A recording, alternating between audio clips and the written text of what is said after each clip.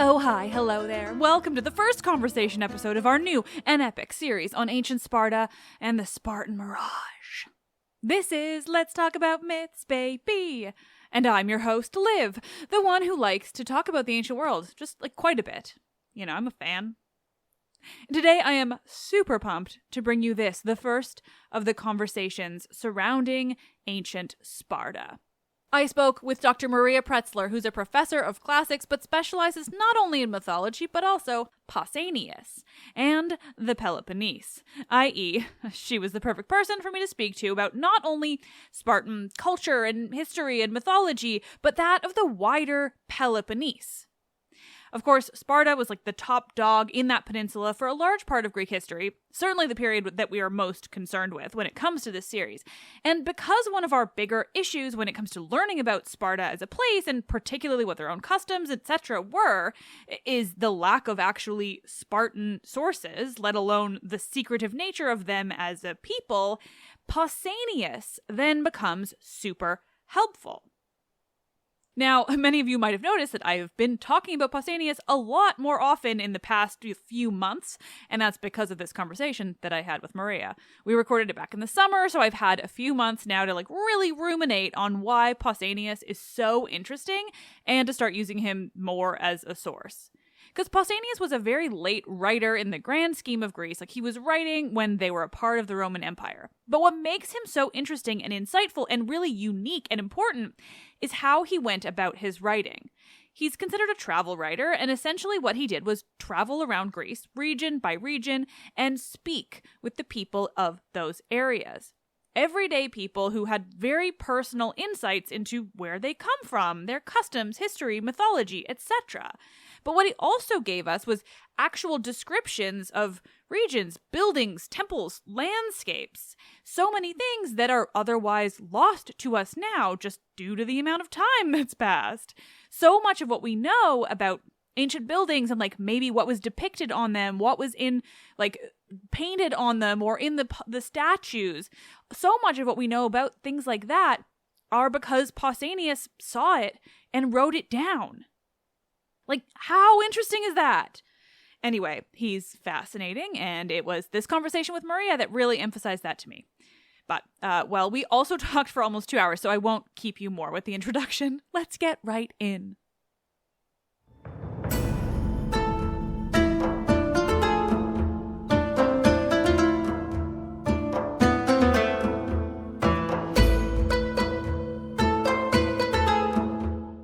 Conversations. Pausanias in the Peloponnese. Spartan myth and culture with Dr. Maria Pretzler.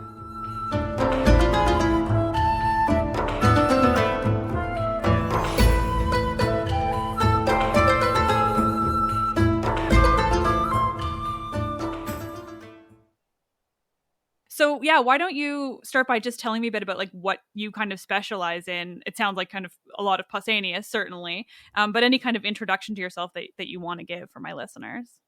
Right. Well, hello, I'm Maria Pretzler, and I'm at Swansea University teaching ancient history. And my research interest has been the Peloponnese for a very long time, and I work on various aspects of this. And actually, my interest in the small cities of the Peloponnese brought me to Pausanias, the travel writer of the 2nd century AD, who describes a large chunk of mainland Greece. And so I worked on him for a while, particularly on his description of Arcadia, which is book 8, and also the center of the Peloponnese. But then afterwards, I went back to really looking at the history of the region. So at the moment, I'm working on a lengthy book project on the Peloponnesian League, and that is Sparta's alliance, which started in the Archaic period, sometimes before the Persian Wars, and went on into the 4th century and was one of the really important power blocks of classical Greek history. And so with that, of course, I'm thinking about Sparta, and I'm thinking a lot more about myth than you'd think of someone who is actually talking about history and political history, because actually the myths in Greece parallel the actual events. So you really need to know how people try to explain their relationships, special events, power relations to themselves, and they often do that through myth. So myth is a subject that's very close to my heart, actually.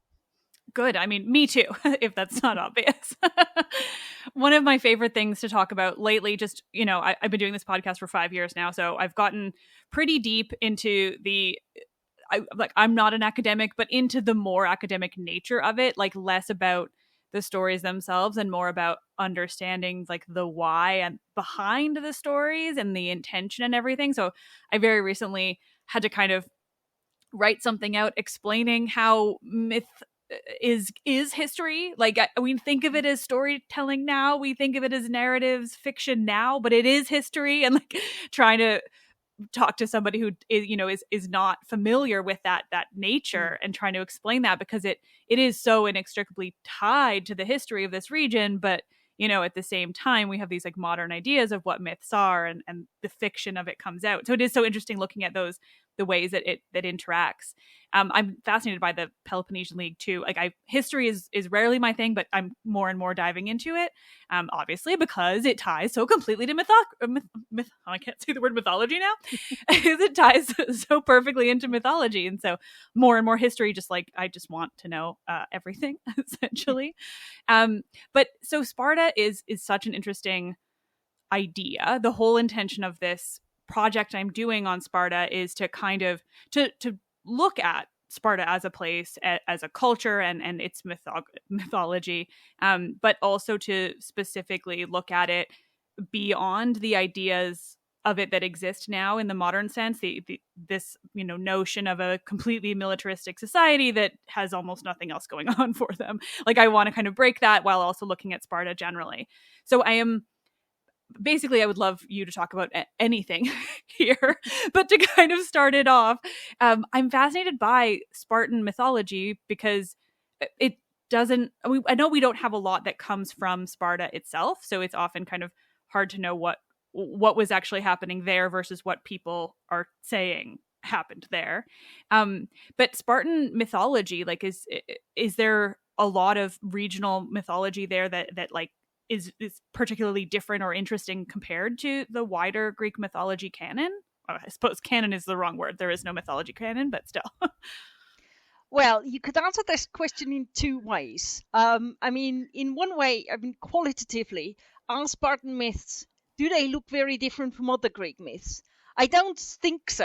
Generally, each Greek community has its own set of myths, and Sparta has its own set of stories about its past, which somehow explain to the outside world, but also to themselves, who they are and where they come from. And very importantly, I think, local myths, often answer why questions. Why are we here? Why are we doing this? Why is our society as it is? That kind of stuff. Mm-hmm. So Sparta does that like any other polis would do. So qualitatively speaking, not that different. Also, I would say they are not particularly obsessive with war. Mm-hmm. I teach a myth module, and my students all deal with different regions. And the people who pick Sparta often expect all these stories about warfare and heroism. And often are quite disappointed, because that's not what it is. Of course, there are wars in their stories. There are heroes, military heroes just as well. But I would say not more than elsewhere. Mm-hmm. But of course, nevertheless, and that's perhaps the second part of the answer, yes, Sparta does have unique myths like every other place does. But also, because quite a few of the local myths we have from late source, and that's Pausanias, it is already kind of characterized by the fame of Sparta. And perhaps that's makes it even more surprising that it's not all about war. Mm-hmm. Because, of course, by the Roman period, there was this notion of the warrior society of Sparta. We see that in Plutarch's Life of Lycurgus, particularly, a society bent on war and defined by war. So that's not what it is, but it seems certainly the version of their stories that Pausanias gives us is very closely tied to all sorts of famous aspects of literature, and particularly the Homeric epics. So there are lots of stories where you can say, yes, I know this bit of the Iliad, and here is the Spartan part of it. So we have various people turning up. I mean, of course, there's Menelaus and Helen anyway, and those are famous stories, but Odysseus plays quite a role because, of course, there's the story that he found his wife Penelope in Sparta. So we get some of our connections to that. So Sparta is kind of dining out on its fame at that point. Now, just to say, I mean, because you mentioned so many of Spartan stories aren't told by Spartans, I think that's right. Although I think certainly my take on Pausanias is that he really went to these places and talked to people. And there are many places where you can see that what he is recording is probably what people told him. So it's late but local. But the Spartans clearly respond to what outsiders want to hear to an extent. So, but what's interesting is we get lots of little details. Here's a little shrine, and here is another story attached to this temple, and so on. So you get a nice kind of body of stories. And there are quite a few obscure ones that I don't think we get anywhere else in quite that detail. So I think that's quite important. But at any rate, the warrior society of Sparta, I mean, the biggest sort of story arc that goes with that is actually the story of Lycurgus. And Lycurgus, the lawgiver of Sparta. And I think on the whole, people don't think that that's exactly what we call mythology. Now, personally, I think Lycurgus probably didn't exist, or if an important politician named Lycurgus existed, he certainly didn't do all the things that are attached to his name. That's pretty clear. The story grows, he becomes more and more the answer to the question, why are the Spartans so weird? And, the Spartans are so weird because there was a lawgiver, Lycurgus, who gave them this constitution and this way of life that made them the strongest state in the Peloponnese. I mean, and then you get all the stories about selecting the children at birth and the education system and all these kind of things. So that seems to be a kind of political legend that develops. I mean, as the Spartans develop their society that becomes more and more different from the rest of the Greeks, the story grows with it, it seems. But yeah, that's not quite myth. I mean, it's quite odd because I think the Greeks had a sense of a difference between myth and history. They sort of merge myth into history, but nevertheless, they have a sense of that. And for them, Lycurgus isn't quite in that category. It's not a story that has a lot of sort of supernatural elements. I mean, for them, they tell the story as a historical one. And of course, Plutarch wrote a biography of Lycurgus. I mean, it starts off with saying, I know absolutely nothing about this man, and you can date him into several different centuries, but here is my biography of Lycurgus. So it, and he wouldn't write, I mean, he did write a biography of Romulus as well. And Theseus. And Theseus. So, I mean, he does actually switch, but I think there is, for him as for us, Lycurgus is kind of in between. Even in Theseus, he talks a lot about how he's like, I think these things happened, and I think these things are mythology. So yeah, even in that one where we would say now that Theseus is certainly like an entirely mythological character, but he did seem to see the difference in what he's talking about too. Yeah. And Lycurgus is sort of a bit closer.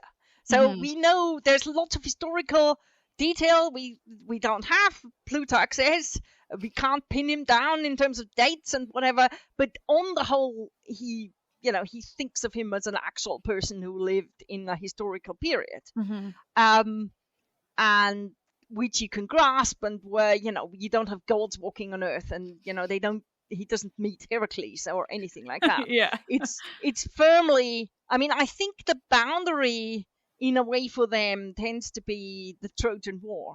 Mm. And, the Trojan War in itself is a historical event for them. Anything afterwards, and the further, every generation down from the Trojan War gets more and more historical. And Lycurgus is somewhere there. So I think, but in any case, so you've got this name who is connected to all the things that make the Spartans so Spartan. And that's really where you get the whole war stories. But the interesting thing is in the kind of mythological accounts. So one might say, okay, actually, warlike Sparta, as we know it from 300 or whatever, actually is connected to that. So if one looks at Plutarch's life of Lycurgus, it sets it all out. And of course, Frank Miller, in a way, used some of these accounts to build his Sparta. Most of what he's doing is using Herodotus very closely, actually. But at the same time, he's building on that legend that Plutarch is sort of putting together, or perhaps just repeating for us. It's quite clear by his time that's there. But so in a way, it's almost the explanation of why are the Spartans so weird, or why are they so warlike, is kind of farmed out to Lycurgus, post-Trojan War, into an area that's doesn't quite work like myth. And so the Spartan myths perhaps work quite a bit differently. And that's also, I find that quite fascinating, because, one wonders how late that development actually is. I think by now most people think that the Spartans became so weird. Probably at some point in the 7th and 6th century, it develops slowly as this society becomes more unequal, and there's an elite that takes on the aristocratic lifestyle based on all the wealth they've got from their conquests, and somehow this whole society gets organized around these ideals. But it's a slow process, and the stories grow at that point. But at the same time, they already have a mythical past, of course, that focuses very much on Menelaus and Helen, and Heracles, of course, is a really important character in the story as well. Tyndareus, of course, father of Helen and the Dioscuri, but also then, of course, Menelaus and Agamemnon, and then Orestes is very important. So that's an important core of the story. And we also get the usual foundation stories that go all the way back. Again, very hard to say how old these are. By the time Pausanias comes around, every city has an eponymous hero and founders and so on. And of course in Sparta that happens as well. But I have to say the really earliest founding stories that give the names to everything are really quite generic. It's just, I can't quite remember now. I think it's Sparta, the daughter of Eurotas, who marries Lacedaemon. So you've got the river, you've got the name of the region, you've got the, and I'm sure you've seen these kind of generic stories about the eponymous heroes and heroines who give names to everything that's important.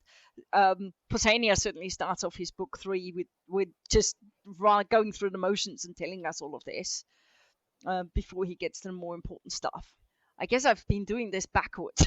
But in any case, so yeah, we've got a set of myths which are typical, but which don't draw typical Sparta, and we've got the later story of Lycurgus, later in terms of development, but also in terms of how they thought about it, which really defines their society. And I think we have to think of it as sort of split into these two parts, I think.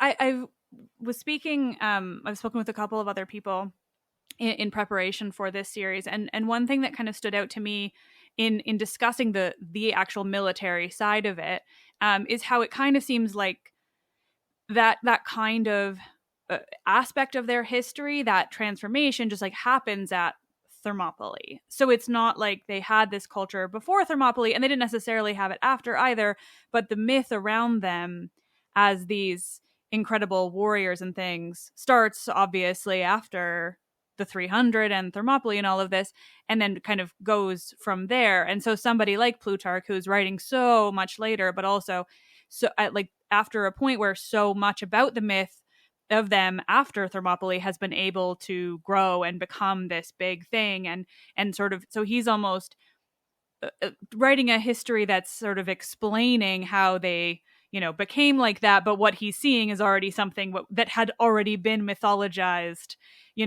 during the wars and everything that happened afterwards. So it's kind of interesting to see it with that kind of, I don't know if it's any kind of clear defined split. Obviously nothing really can be. It's, we're talking history and mythology, but it is interesting to kind of see where the story kind of grew, even if their culture didn't necessarily change after, but these mythologized ideas about their culture changed and then just kind of kept spiraling almost.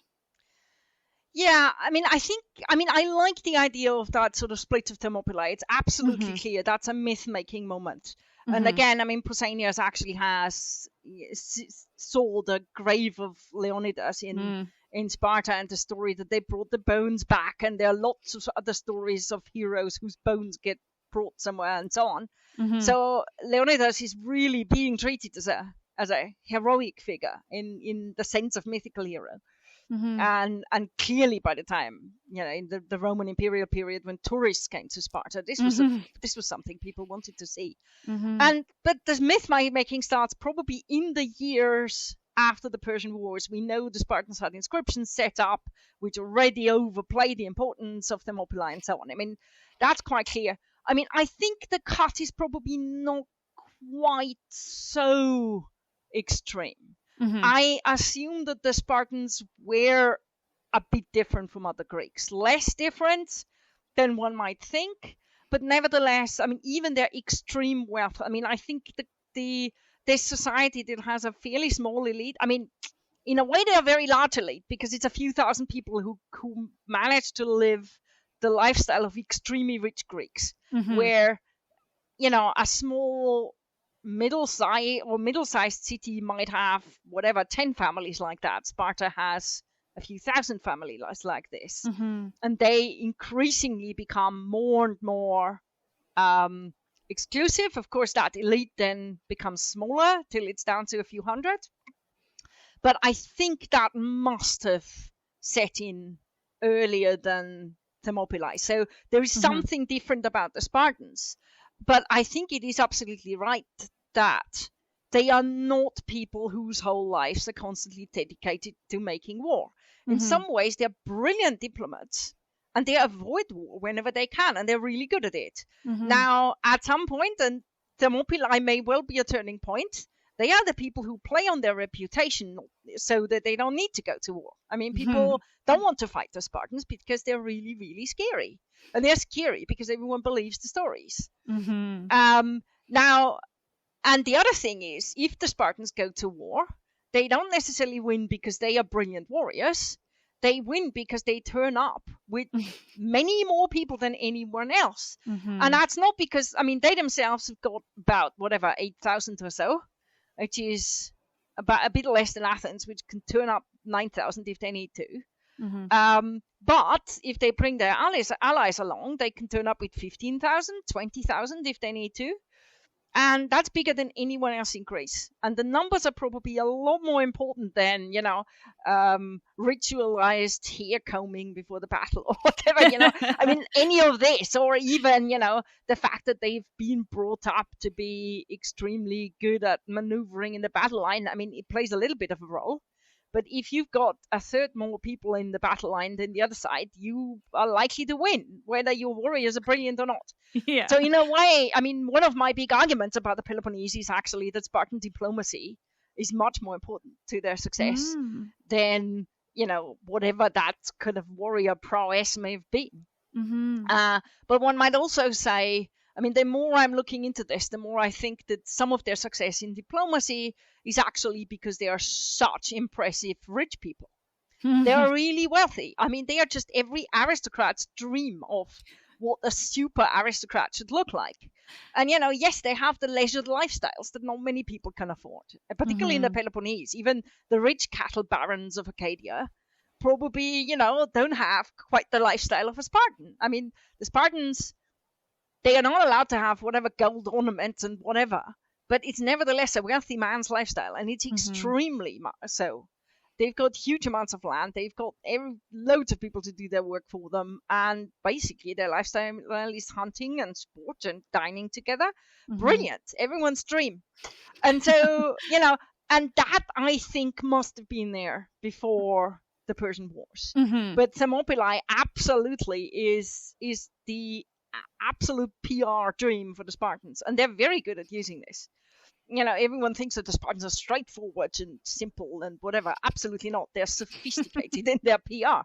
And Thermopylae absolutely shows that in the aftermath. So, yeah, so they're definitely different. They're definitely impressive. But, yeah, the warrior image is perhaps not the thing. So I would think it's their extreme wealth. That was one thing that was very interesting to me to learn is from that extreme wealth comes they didn't have jobs. And so even if like warrior lifestyle wasn't, the thing in Sparta, they inherently were going to be better at it because they didn't have to do a job. So they could train for longer and they could just up and go. Like, and all of those things are things I would have never thought about. But yeah, exactly. It all links back to that wealth.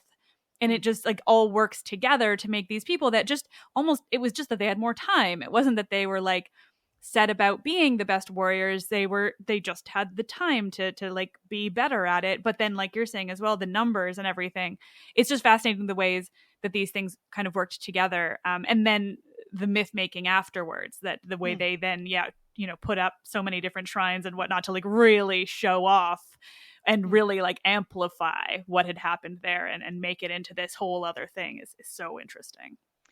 But I mean, the fascinating thing at the same time is that while this myth making is going on and clearly is being swallowed pretty much wholesale by many people on the outside, their own myths that they're telling to themselves aren't necessarily saying, our ancestors at the time of the Trojan War were particularly brilliant warriors. I mean, perhaps that's not even easy to do because in the Iliad, they don't really turn up as such. I mean, the most accomplished warriors in the Iliad are Thessalians.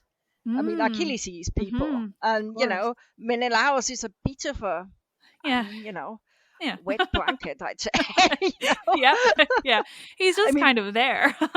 And, Agamemnon is throwing his weight around, but he's often described as not a particularly clever commander. I mean, he really riles up his people. And, I mean, the fact that he basically loses Achilles' goodwill is, I mean, Achilles obviously is overdoing it, but Agamemnon hasn't been playing this well either.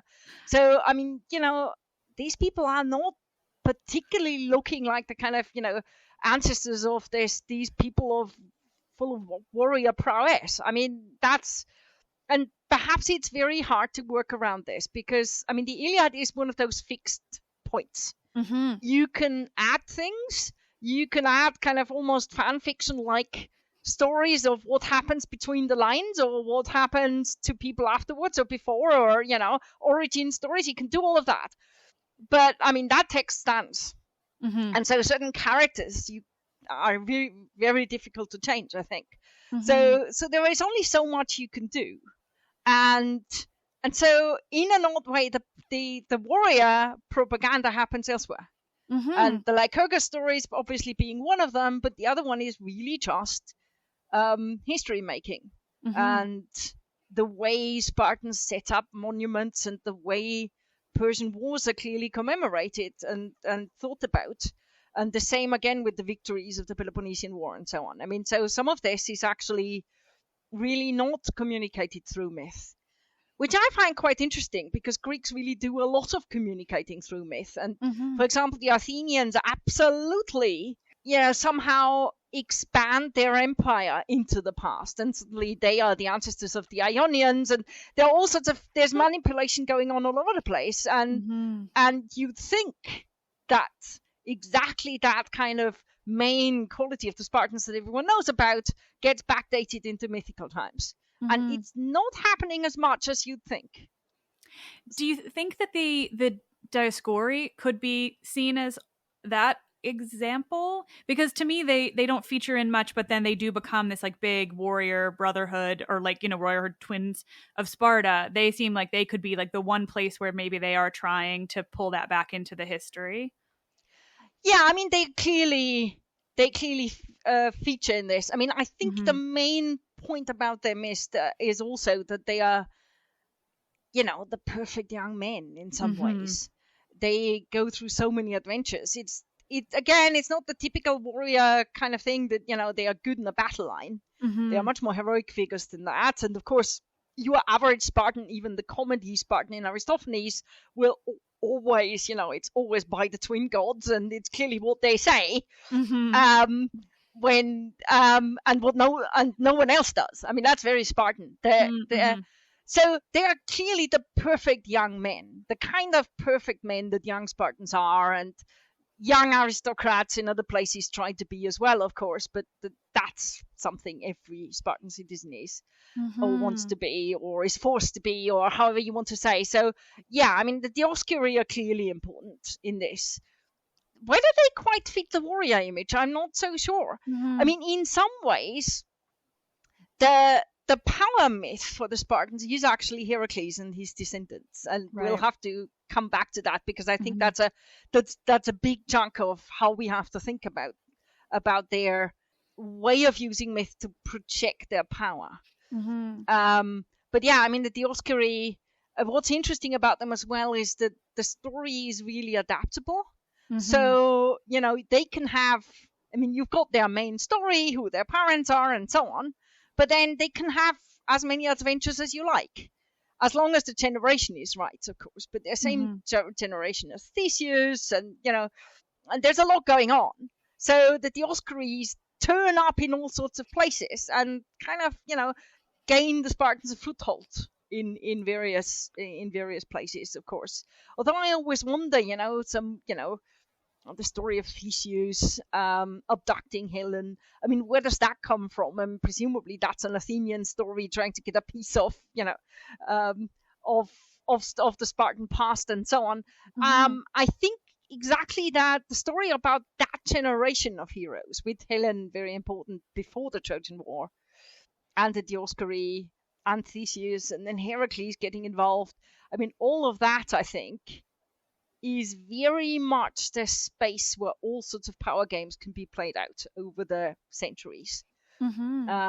Also because Heracles is very movable. Theseus is increasingly used to extend Athenian power into the past. And so all these interactions, and one shouldn't be too literal about this. I mean, that's also important. I think they give a sense of how people felt about some of these relationships. I mean, of course, these myths don't literally reflect a particular battle or a particular event, but I think there's a lot going on there, and particularly you do have Heracles basically conquering large bits of the Peloponnese in that sort of generation of myth before the Trojan War, which plays a really important role in how Sparta later on thinks of its territory. So many things are coming out of that are just so interesting to think about, but I mean, I think about Theseus a lot. He's kind of my running joke in the show, just because he is so objectively bad in like basically every story. And yet he is also clearly, like, to simplify it, he's a bit of a propaganda piece too, right? He is used to spread Athenian history, like you're saying, to bring it into the past, to the generation before the Trojan War, in a time when Athens like wouldn't have been doing very much. And so it is so interesting to look at Theseus in that way. But then, and then you kind of have to wonder how the Helen bits, like obviously his connection to Helen is a way for Athens to make this connection, even further into this epic generation from Homer that they want to really align themselves with.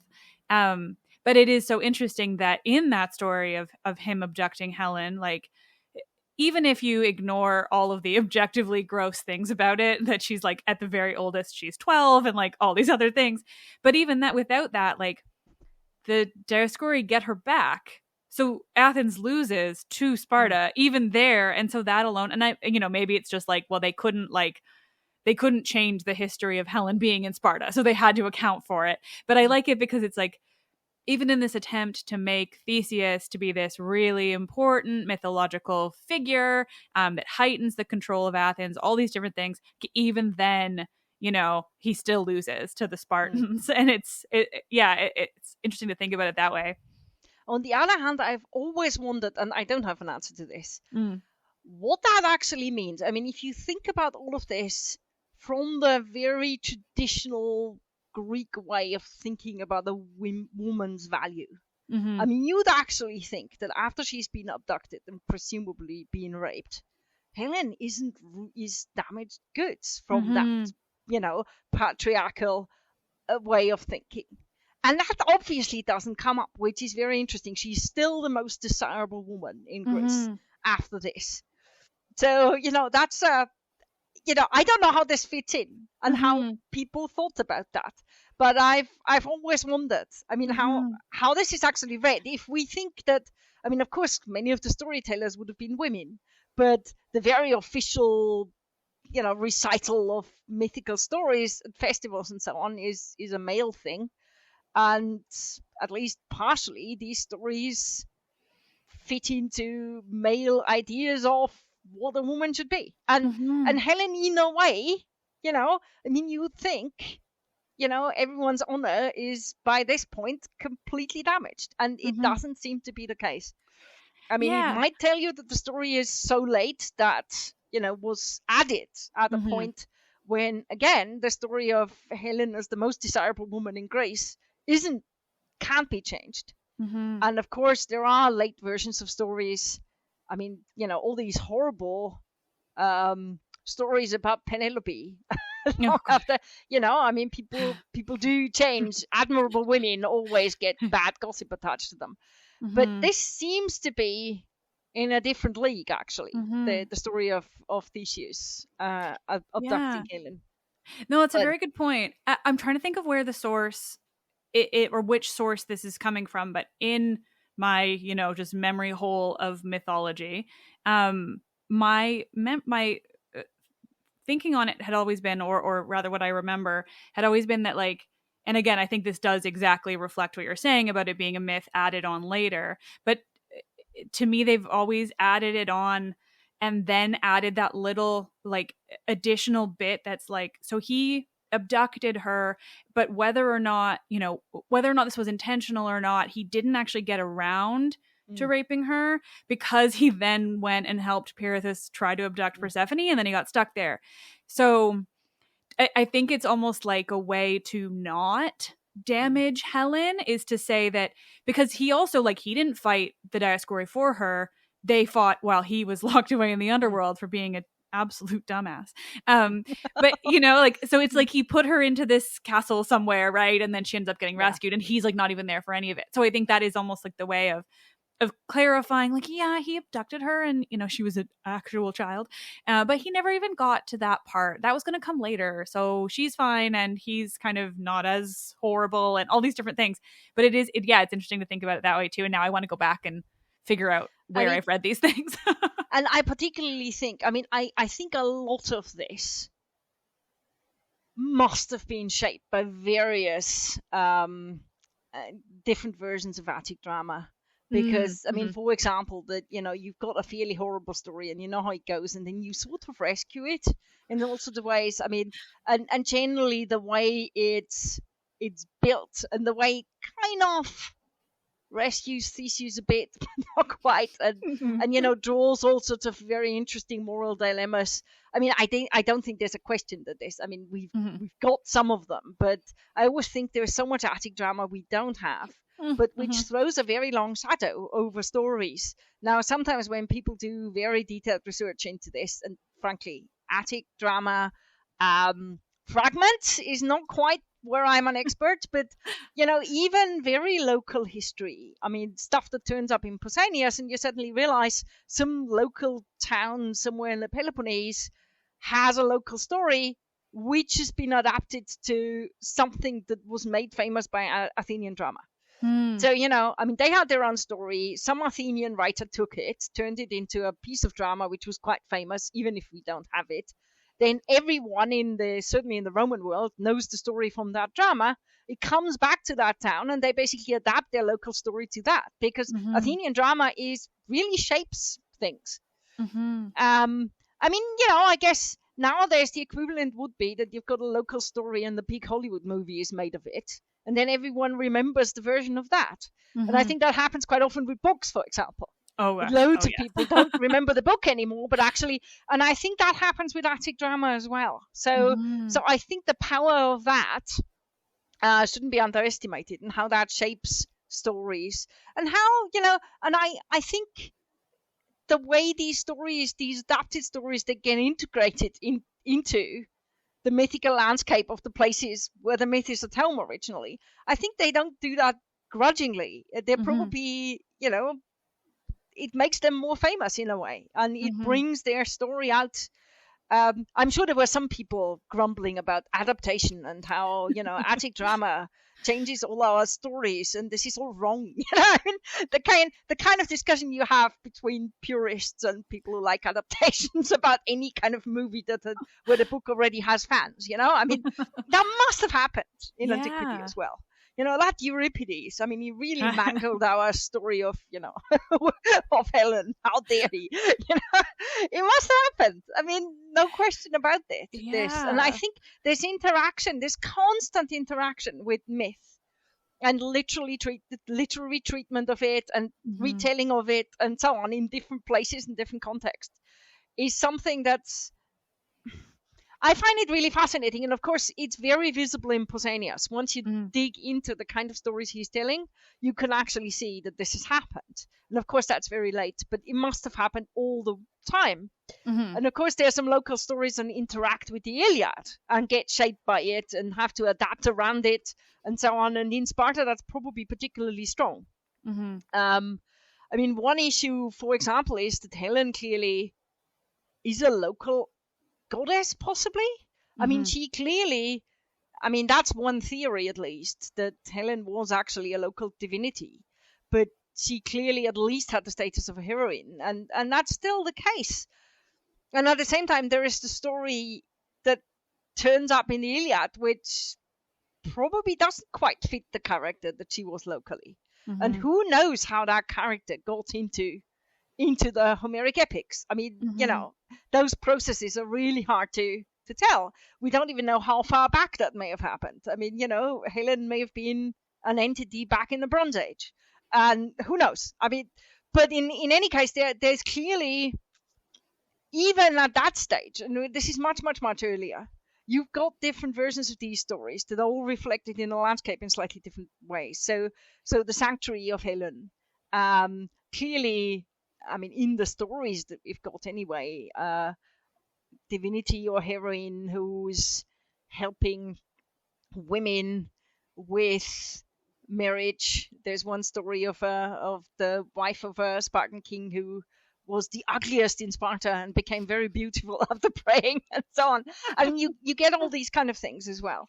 So Sparta, like any other city's myths, it interacts with the wider big stream of Greek tradition.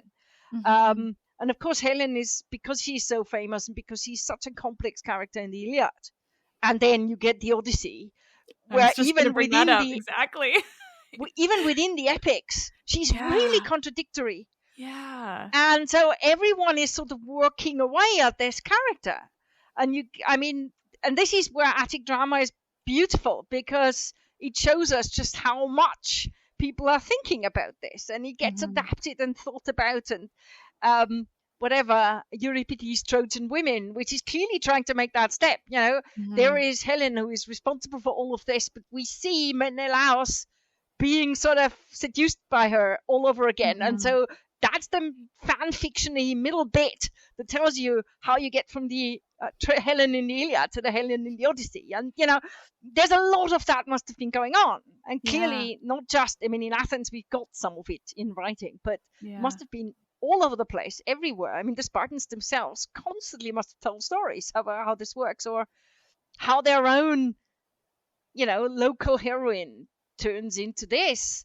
And of course, you've got these versions where Helen never gets to Troy, and it's Yeah. actually kind of just an image of her. Where Mhm. does that come from? Mhm. I mean, is that one of the ways out, to say our respectable character, our goddess or heroine, isn't actually this person, who causes a war and who Mhm. is basically a traitor to Sparta?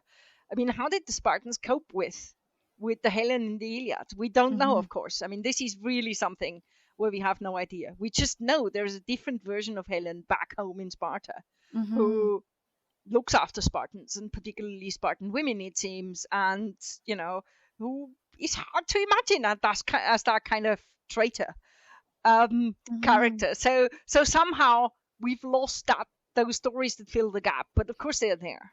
They must be.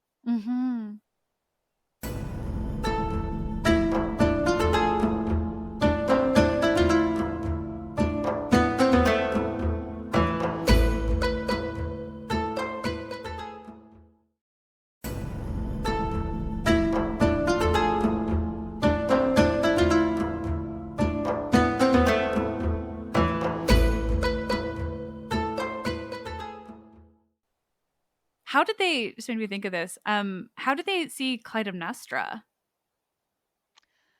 I don't actually know. I mean, Clytemnestra doesn't really turn up very much. Yeah. And I think it's interesting because it's always forgotten that she's a Spartan woman. Yeah.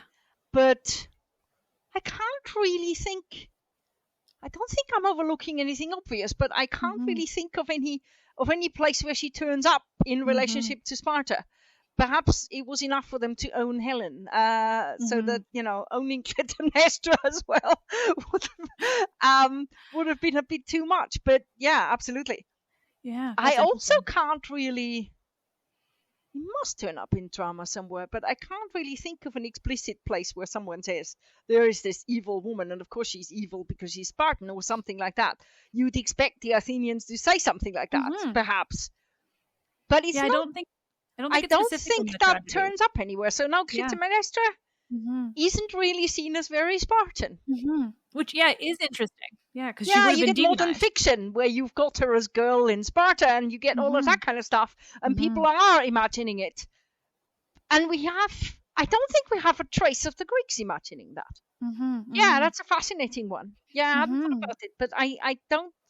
I'm sure someone will get back to you. I mean, if you leave that in the podcast, someone will get back to you and say, haven't you thought of this bit? Then that's great, and then I'll cover it. But there isn't anything big and obvious that I can think of at this point. Yeah. Well, and I mean, it certainly kind of tracks to me, like, if because the Iliad was this sort of separate thing that kind of came, whoever knows the timing or whatever, but the idea being that, like, they had already kind of had Helen, and then Clytemnestra is I don't know, she's not referenced much in the Iliad, I guess, even, but the ideas around her come from that, and so it, and she's not exactly seen as a particularly good woman, so it does not it's not surprising that Sparta wouldn't kind of base that much around her.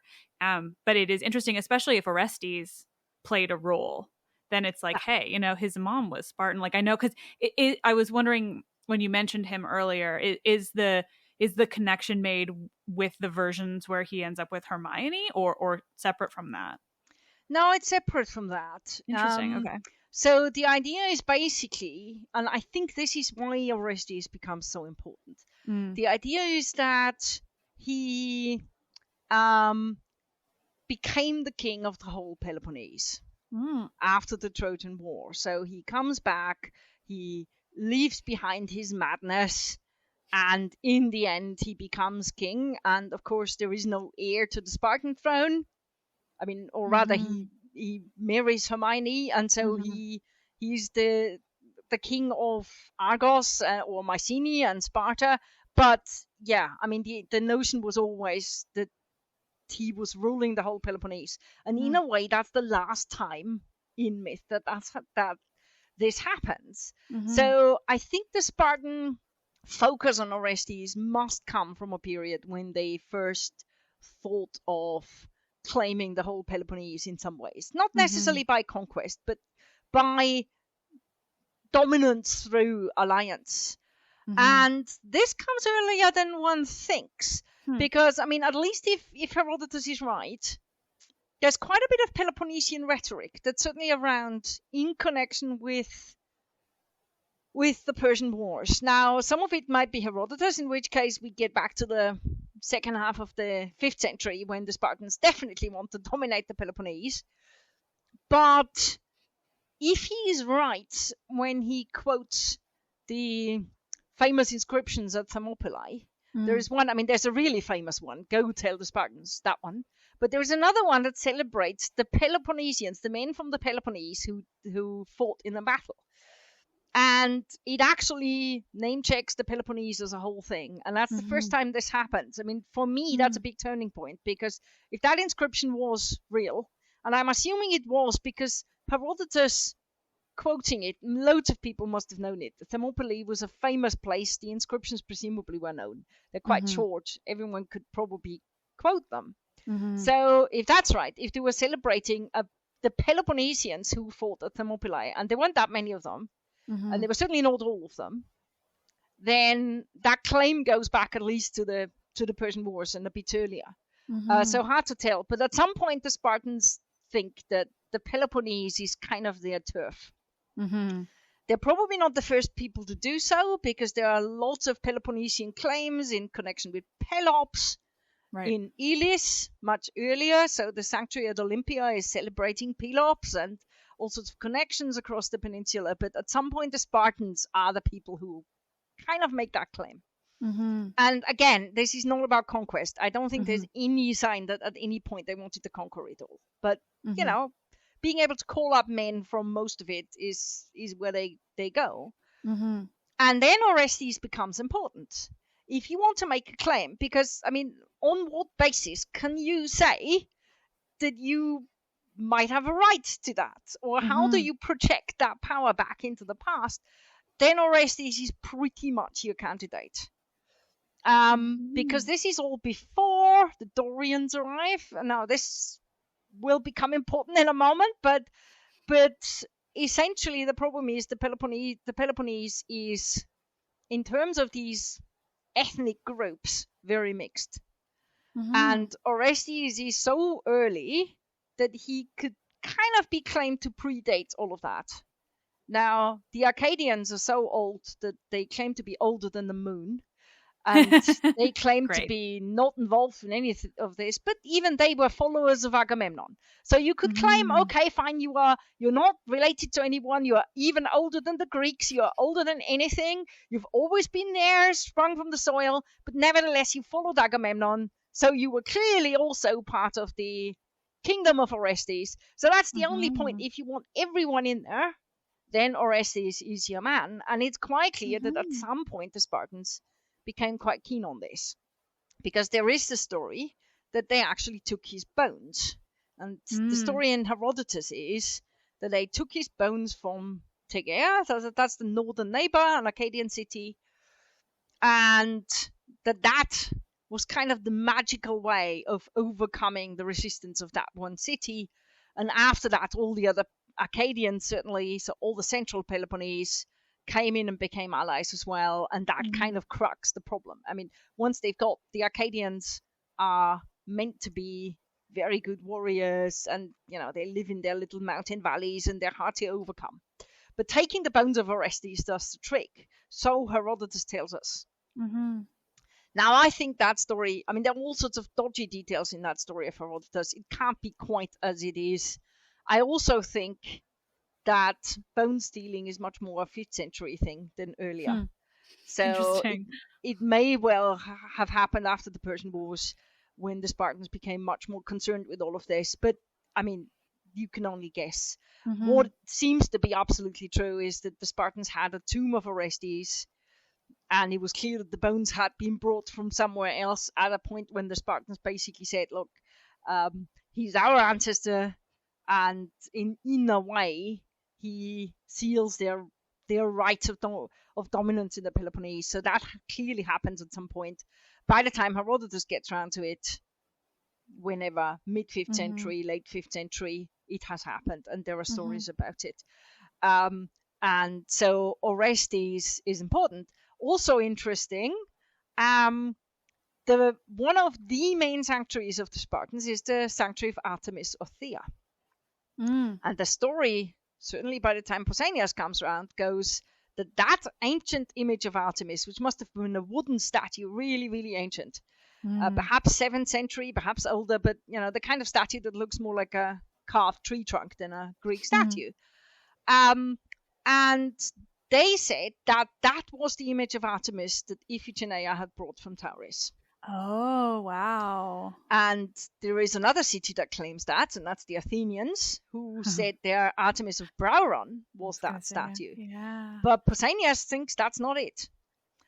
And he actually has a bit of an argument about it. And of course, if you think about the story, I mean, if Orestes brings it home, and that's what Pausanias says, well, he might have stopped by in Attica, but why on earth would he left it there?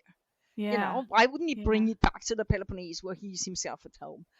And so, so Pausanias thinks the Spartan claim is better. But so Iphigenia comes into the story as well, actually. And so Orestes plays an important role for the Spartans. But it's mostly, I think, this claim to power, right, that goes before the upheavals after the Trojan War that really make this important. Huh. Oh, that's so interesting. Now I want to make sure we get to it because this has been so incredible and already an hour. My gosh. But so Heracles and the Dorians and all of that, like, where and how does that come in? Oh, I mean, this is, of course, the most important bit of the jigsaw. But it's perhaps good to have the other stuff out of the way. So Heracles, he is not actually very well connected with Sparta. I mean, his family comes from Tiryns in the Argolid. And of course, he was born in Thebes. That's where he is at home. So what on earth is he doing in Sparta? And in many ways, that's connected with his descendants. But it starts with a campaign of Heracles into various parts of the Peloponnese. And so, and of course, that's all before the Trojan War and before Orestes. And the idea is really that he goes around the Peloponnese and campaigns in all sorts of places and really changes all sorts of really royal houses, really. There's a huge clean out of old kings and coming in of new families.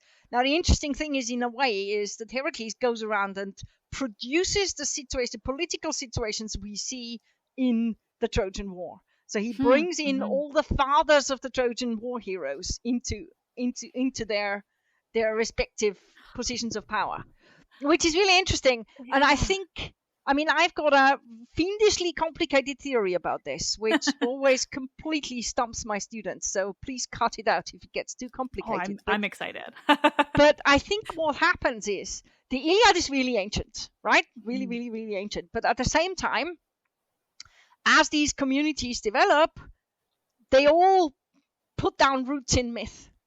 So, where do we come from? Why are we here? Who are our ancestors?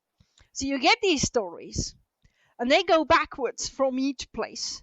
But at the same time, there is this sort of Panhellenic story of the Iliad, which in many ways doesn't fit the stories that people tell about themselves, because it's kind of a outside narrative that comes from somewhere else and has been composed from very many traditions. So as cities are sort of telling stories about their founder heroes, a really long, many generations before the Trojan War, that fits their own image whenever, in the 7th century, in the 6th century, who knows when, but after the Iliad. So the problem is the Iliad doesn't fit in. There's a break. And so Heracles conveniently is the person who carries out this break. So the Spartans have their ancestors going back to the Leleges, one of these sort of pre-Greek people, and so on. But, someone has to get rid of that family of kings. So, Heracles comes in and basically deals with it. There's also a conflict with someone called Hippocon, and I'm sure you're going to tell this story, but, in any case, Heracles, he gets rid of Augeas in Elis and puts in different people, and there are all sorts of places. So he causes a lot of upheaval. Then you get all the people, so he puts Tyndareus into Sparta, who's been thrown out by someone else, and so on. And then you've got the landscape of the Iliad, so the fathers of all the people who went to the Trojan War. Then you got the Trojan War. You get the sons of these people, like Orestes, perhaps another generation, and then the descendants of Heracles come in and mess everything up again. And you go back to the myths that actually go with every place. That's later than the Iliad. So in a way, Heracles and his descendants open up this window where the Iliad fits, although it doesn't fit at all because it's basically older than all the other traditions. Yeah. And then, the Heracles mess. All the kings of the Iliad, all those royal families, Heracles' descendants come back, more mess, and we're back to where we need to be to fit whatever the picture of 6th or 5th century Greece. And so this is it's really fascinating because I think, of course, there must have been stories of Heracles going around making war in all sorts of places a long time. But he's a brilliant instrument. If you need a story for, why do we have 3 generations before the Trojan War, we have these kings? And a generation before the Trojan War, we have those kings. What happens? Well, what happens? Guess. And so there must have been a lot of that. And I don't mean that cynically. People ask these questions. Why is this? And then, well, what would have happened 2 generations before the Trojan War? Who is going around the Peloponnese making trouble? Well, guess. And so I think that's how these stories grew and sort of, because Greek mythology makes sense, but it makes sense because someone made it make sense. And of course, each local tradition has its own trajectory. And at some point, perhaps even in the Hellenistic period, people made it make sense across the board. And there's a lot you can see. There are lots of contradictions to get leveled out and so on. So some of it is completely artificially done by scholars. But nevertheless, Heracles is a brilliant catalyst for all of this. And his descendants are too. So he messes up the Peloponnese big time. But he helps to bring in Tyndareus. And so, that's an important role for the Spartans. But of course, the crucial thing of Heracles is actually what his descendants were doing. Because, Heracles himself wasn't even Dorian. But he gets thrown out of the exiles from the Peloponnese, and then he settles down, and his descendants settle down in Doris, that very little area with 3 or 4 little towns not far from Delphi, and they become Dorians. And then when they come back into the Peloponnese, and that happens 2 generations after the Trojan War, they come in and they plant the Dorians in, and so, and of course that becomes important because that's about 3.5 bits of the Peloponnese. So you've got Corinth and Argos are Dorians, then there are the Spartans themselves, the Messenians, and Elis. Their ancestors, they say they're actually Aetolians, but they came with the Dorians, and the guy who helped the Dorians to come in basically got that bit. But again, the so-called Dorian migration shapes those areas. So if you think of a map of the Peloponnese, that's basically pretty much all around the coast. So the middle bit, Arcadia, is missing, and then the top bit, which is Achaea. And at the story, the Achaeans, those are, of course, the people who sort of stand in for the Greeks in the Iliad. Of course. Yeah. The original, so you've got the Arcadians originally, but most inhabitants of the Peloponnese early on are Achaeans, because that's what the Iliad says. So they go to the northern Peloponnese and settle there, and some of them go over to and become the Ionians. And that all happens. So this whole upheaval with the Heraclidae coming into the Peloponnese completely changes its landscape, except the Arcadians in the middle, who say, well, we have nothing to do with this. We've always been here. You are newcomers. Now, you also have to see, the Arcadian story probably goes back a long time. Yeah. But at the same time, the assumption has to be that the more the Arcadians were threatened by their neighbors, who were thinking of themselves as Dorian, the more this story becomes valuable, where they say, well, we've always been here. We are autochthonous. We are older than the moon. We are the proper Peloponnesians. You're newcomers. You're just Dorians from up north. And so that kind of, and that shapes a lot of the relationships in the Peloponnese later on. Now, of course, those relationships also shape the myths, but nevertheless, and this is one of the reasons why the Spartans can never come up with a story that works for all the Peloponnesians. Right. There is no, we are all Dorians. Orestes is kind of at a push, is the best they can get to, but that's a long time off. And actually they're Dorians. So this is an issue. And I mean, I think this is one of the reasons why the Peloponnesian League doesn't have a foundation myth, a proper one. Because you couldn't come up with one, because the Acadians would always say, well, that's not us. And the more hostile they got to the Spartans, the more that was a problem. I mean, they weren't ever going to be Dorians.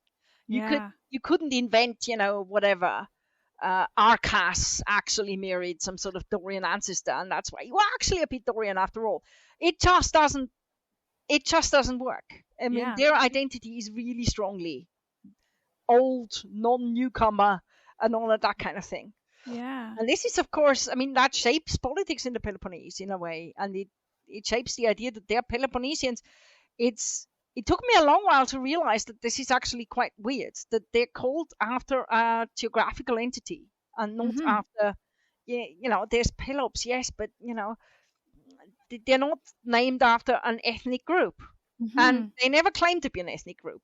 That's not, the Peloponnesians are not an ethnic group. They're a bunch of people who work together if they need to. And it can't ever get any further because the myths do not allow it. So sometimes these things, these identities are so strong, you can't come up with a myth that brings them all together. I mean, Orestes was a shot. They had a shot at it, but that wasn't enough, quite clearly. Yeah. The Acadians were not convinced by this, quite obviously. I mean, not when you're older than the moon. You can't be convinced. Exactly. Exactly. I mean, the Acadians are very special. I mean, and they work with the Spartans most times, not always, but it remains actually quite a sort of it's a political relationship, not one that's rooted in an identity that you can create. And there are plenty of examples where we have different people with different ethnic identities working together and slowly creating a common ethnic identity, or cities that weren't originally part of an ethnic group being moved into it. And, you come up with a new mythical story about, oh, yes, by the way, there was our eponymous hero had another son, and here is that bit. I mean, that happens quite a lot. And it works, and it helps people to come together and to feel they have something in common. But the Peloponnese as a whole, you can't do that with. Because these stories about the Dorian migration and the conquests that they carried out, I mean, that's quite strong. I mean, that defines those Dorian places. And of course, it goes so far for the Spartans that, of course, their royal houses are directly descended from these people. So you really have the story of Aristodemus, who was, probably never actually made it into the Peloponnese, but his twin sons do. And although they are enemies, it's quite funny. I mean, we've got another set of founding twins who are real enemies. I wonder where Rome got it. Yeah, it's interesting. But in any case, I mean, and their sons, so they couldn't come up with just one king. And again, this is one of those why questions, right? Why do the Spartans have two royal houses? That's weird. Why are you so weird, Spartans? Well, here's our stories. There were twins. They didn't get on, so both their descendants became the ancestors of our kings. And what's brilliant is, I mean, I really loved that bit early in Pausanias book 3, where he goes down the whole genealogy. I mean, most people find genealogies boring, but these ones are amazing because they go all the way from, the people who came in 2 generations after the Trojan War to the Hellenistic period. And it goes from one king to the next, and you go, you've got Agis, the son of Eurysthenes, and the son of Aristodemus, I mean, sort of, 2 generations after the Trojan War, you go down to Leonidas and finally to Cleomenes III, who died in 222 BC, right in the Hellenistic period. And it goes through. And of course, this is one of there are a few other genealogies like this, but the Spartan ones are really remarkable because we don't know, and absolutely people have tried to figure it out. And I mean, Paul Cartridge, for example, has an opinion of where the first historical king is in that line. But it really fades from myth obviously myth into history. And the final bit is absolutely history. I mean, we've got inscriptions with those names on and whatever. And so that's really fascinating. But clearly that's how Spartan history goes. And those royal houses really link them with that past. And also, of course, are part of the specific weirdness of the Spartans that, makes them so Spartan. They've got kings. I mean, that alone is very, under any other circumstance would be considered horribly un-Greek. And then they even have two sets of kings. Two like, of what's them, that all about? But I mean, this is, so, and again, I mean, that particular Spartan weirdness, for example, goes back a very long way. I don't think there's a question about it. So, again, here is a bit where, I mean, I agree with this stuff that the Persian Wars make a huge difference, but there's certain aspects of Spartan uniqueness that go back. And they see it as that. I mean, there's a reason why, these genealogies somehow define the Spartans going back all the way. And so it's not Heracles himself, but it's his descendants that that really define them.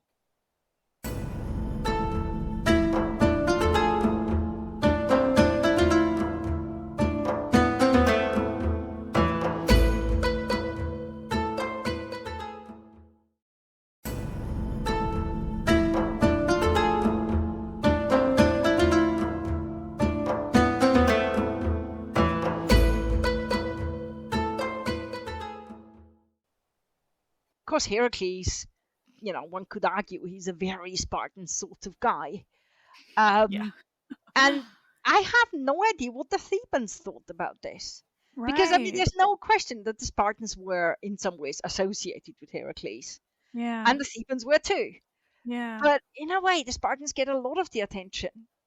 Yeah. And, I mean, it's hard to tell, but I think even when the Athenians built their treasury in Delphi and put on it a mix between stories of Theseus and stories of Heracles, and they parallel them. Look, our Theseus is as good as Heracles. Are they talking to Sparta or are they talking to Thebes? I mean, mostly people think they're already talking to Sparta. And again, the date of that is a bit tricky. How far back does it go? How far is it linked to the Persian Wars? But in any case, I mean, probably it is a sort of us and Sparta thing. So, Heracles becomes Spartan, although really one campaign into Sparta at some point, and that's pretty much what it is. But it's the way his descendants define how the Peloponnese works and what Dorian means. And I mean, I'm very much with Jonathan Hall, who actually thinks that, there is no such thing as the so-called Dorian migration. I mean, for a long time, people obviously thought at the end of the Bronze Age, there are new people coming in, and that's the Dorian migration. And archaeologically speaking, there is absolutely no evidence for this, none whatsoever. So, no, probably not. And I think Jonathan Hall's sort of narrative of, the traces of how these stories develop, how different certain areas sort of consolidate, also note similarities in their culture and so on. I mean, there are clearly cultural differences, dialectal differences. I mean, the Akkadians speak a dialect that is actually more old-fashioned than the Dorians in their neighborhood. That's absolutely right, and so on.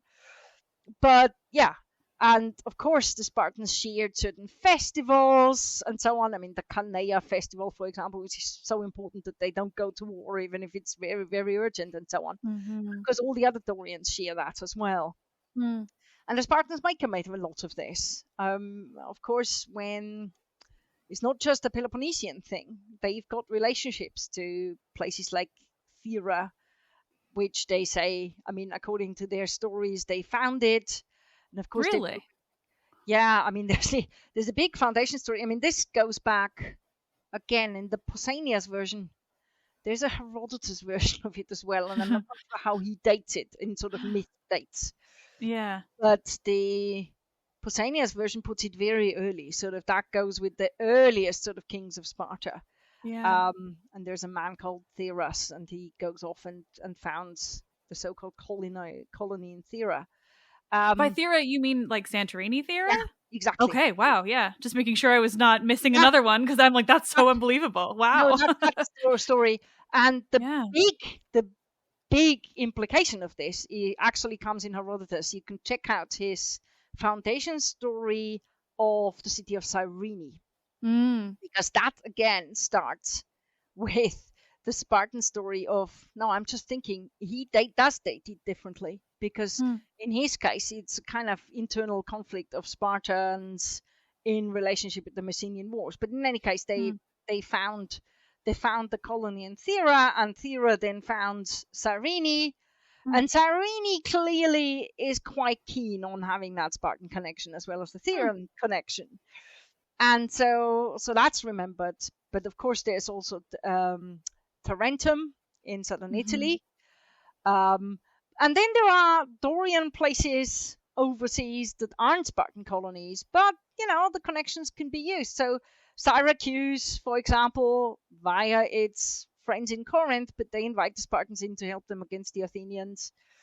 And there are relations there. There are links to places like Rhodes, and Mm. also the southwest corner of Asia Minor, places like Halicarnassos and so on, Mm.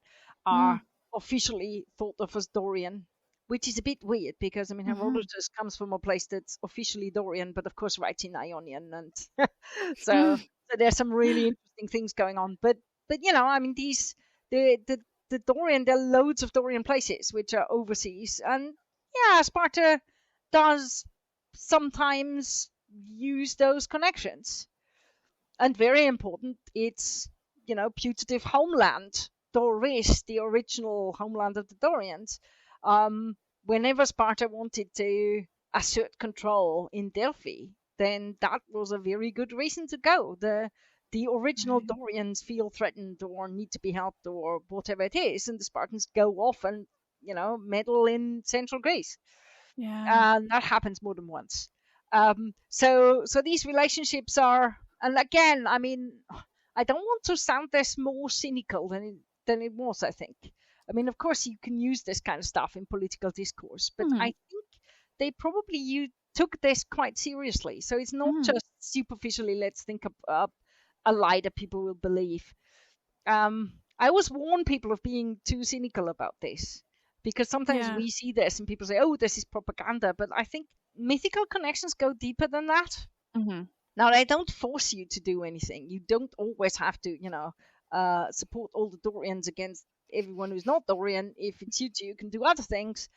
But there are times when this is important and it becomes salient, and then this is a valuable connection that's there, Mhm. and that's taken seriously by everyone. I mean, I think Mhm. so. These myths are really powerful, and it's not just something you pay lip service to. I think even in the sort of thick of politics, it's still something that probably resonated quite emotionally with people, and I think Mhm. that's important to think that it's so hard for us to kind of recreate that. I think what that would Mhm. have felt like. I mean, what does that sort of ancestral connection going back to Heracles and beyond? I mean, you know, what does that feel like? And I mean feelings, because that's, I think, what it is. You can Mhm. rationally say, here's the family tree, here's the list, whatever, and they could do that. But I think it's more than that. It's more than just say, okay, let's take out the book and see where the connections are in the family tree. But actually, no, these are Dorians, these are our relations. I think that probably had some kind of emotional heft as well. Mhm. Well, it seems to me that basically all of these origin myths and lots of the other myths more broadly too would have sort of brought that out in people because it really is all about like understanding the world around you and how you got to where you are and how your ancestors got to where you are and what they experienced along the way. Like one thing I try to remind my listeners as much as possible is to just sort of try to step outside your modern understanding of the world when you are recognizing this and trying to figure out like what they meant with all these myths. Because more often than not, I'll get questions from people saying, like, oh, like, can you talk more about this character or that story? Or, why does this version say this thing and this other version says something completely different? And the answer is always just like, like, well, for the variations, it's just a matter of they weren't trying to make sure that everything fit every little detail. Like, they weren't working off of our understanding of narrative structure, the way we think of it now. They were just understanding things and writing about the world around them. But then on top of the question of these characters, like, when people want more on certain characters or certain stories, I just, it's like they only wrote down, I mean, let alone what we have from what they wrote down. But like the reason they were writing these things wasn't to tell the stories. It was usually like they were recording something that had been told already by however many people for however long. And it's like, even if it made its way to us now, we don't, they weren't recording things in the same way we think of it. And basically nothing, is the way we think of it now. And you have to just remind yourself that all the time in order to understand these things. But I can't believe how much of this that I didn't know when it comes to the Peloponnese. I'm thrilled with this whole conversation. It's fascinating, and I'm so excited to then get to retell these myths to my listeners. I mean, I'm really happy this is helpful. But yeah, I mean, I really like your notion of this. That, I mean, of course, there were people who sat down and tried to systematize it. Mm-hmm. You can see it in Pseudo Apollodorus, and so I was gonna say, yeah, the scholars in Alexandria who wanted to do exactly that, Mm-hmm. and it's quite clear that the generations often didn't square up. Heracles would have met people that don't fit the chronology, and in the end, everything was made to fit. Mm-hmm. And, again, I mean, this is something I always tell my students. If everything seems to fit in Pausanias, it's because there are centuries of, scholars behind him who've made it all fit. And then, of course, the well-educated people back in those little towns, they make their own stories fit the big framework, because they read things like Apollodorus, I mean, the original or Apollodorus that we don't have, or whatever. Mm-hmm. Callimachus, and I mean, all these kind of things, they read that and they fit their stories in, because any educated visitor who comes, and Pausanias does that, he comes to visit and says, wait a moment, your myth doesn't fit, that's a generation too late, or whatever. And so, centuries of that, educated people try to do this, but at the same time, the storytelling flourishes on, and it doesn't care about it. I mean, I always think, and again, of course, we can't recreate it, but part of the storytelling is quite obviously, little kids asking, why are we celebrating this festival? Why is the statue here? What does that temple mean? Or what stories are people telling about this tree where we put little ribbons on, every second day of the month, or whatever it is, And there's a lot of female storytelling. I mean, one also wonders about all the enslaved people. How, how do their stories interact with what's going on? Some of them would have been from other Greek places. A lot of the mixing of stories and interacting of stories presumably comes from people who've been displaced. Very often involuntarily. If you think how many enslaved people would have brought up kids and, brought them to bed and told them stories.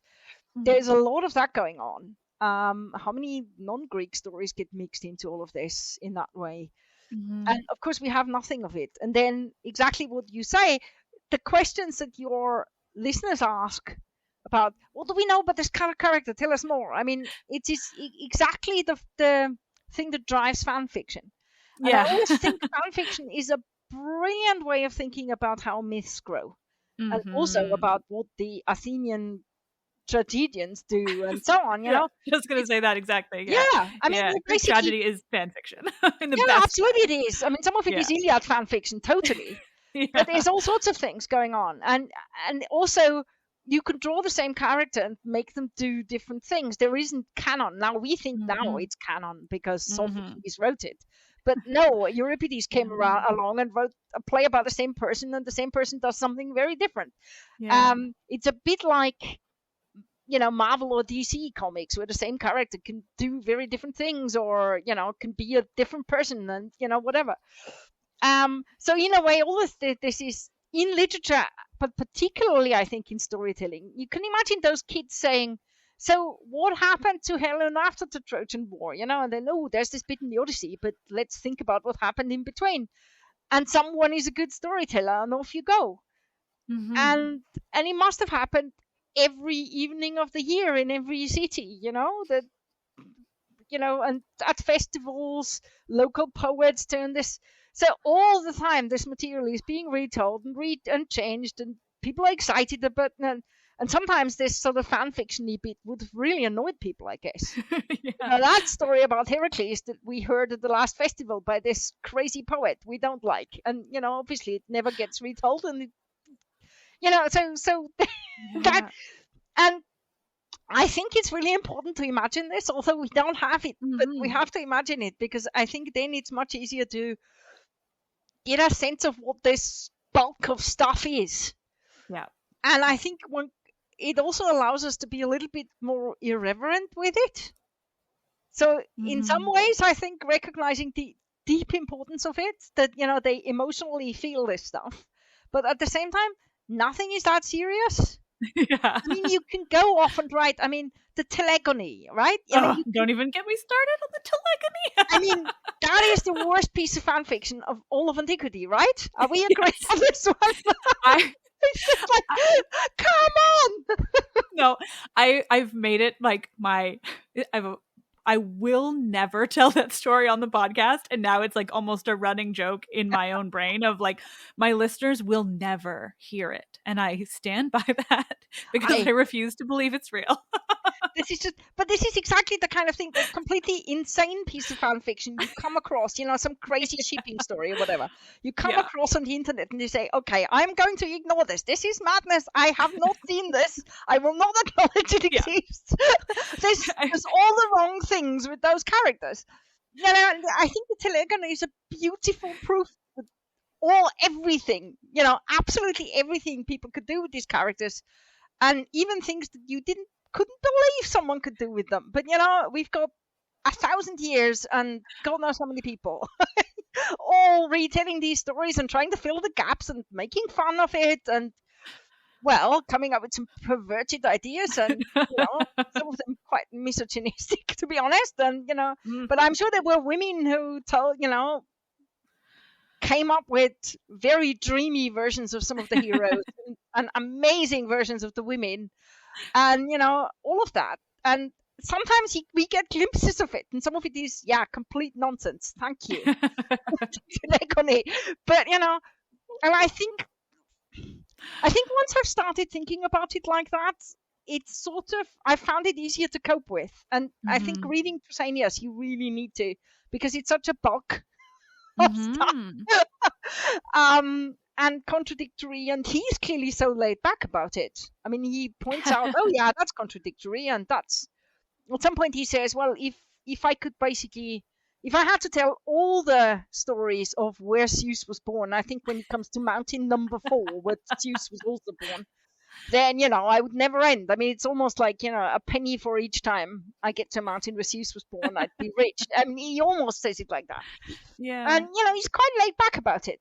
He points it out because he wants to show off how educated he is. But, that's what myths are like.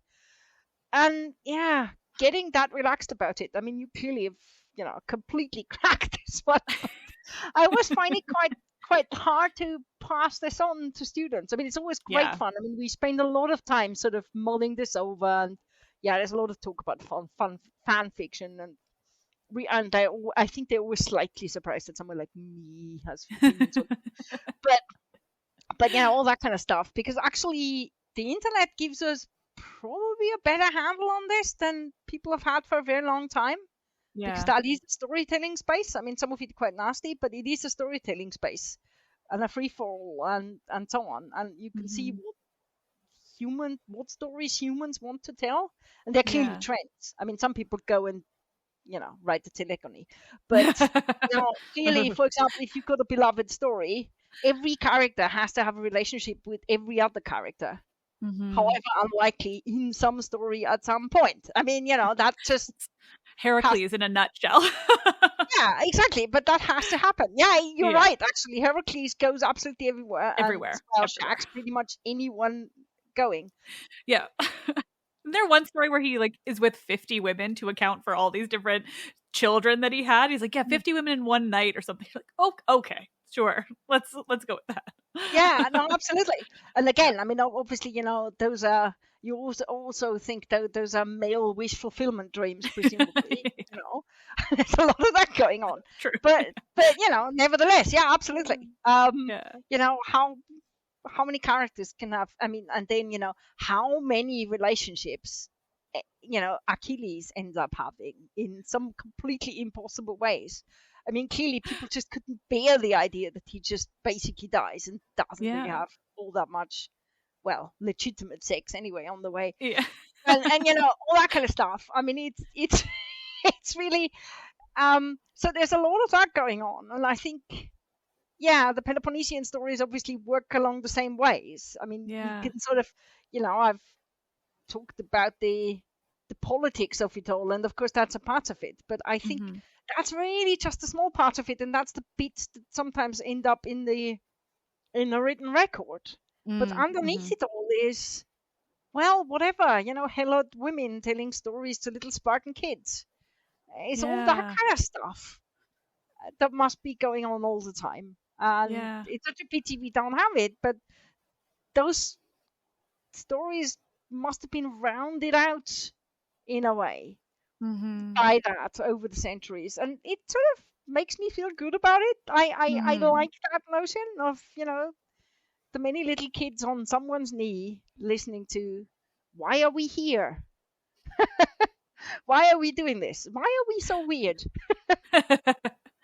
Yeah, I love the idea that there were women telling stories, particularly like alternates to, say, Hesiod or something. Like this one that we have that obviously explains a lot and provides so much context that I think we would be really lost without it. But at the same time, there's so many things in there where you're like, yeah, there had to have been a lot of women telling better versions of these stories, or just like ones where women have like personalities and things like that.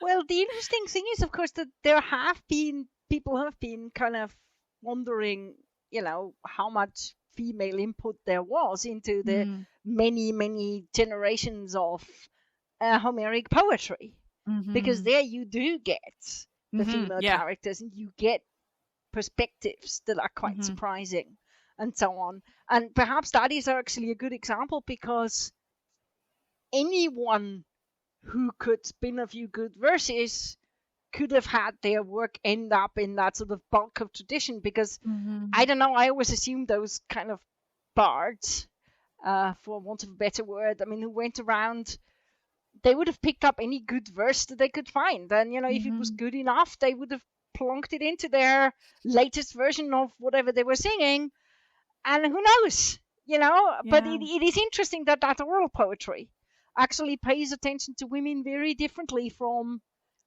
some of the other stuff, although of course some of the Hesiotic poetry must have been the result of something like this as well, and it seems much more sort of misogynist and much more bound in a sort of tradition that feels much more sort of typically later Greek.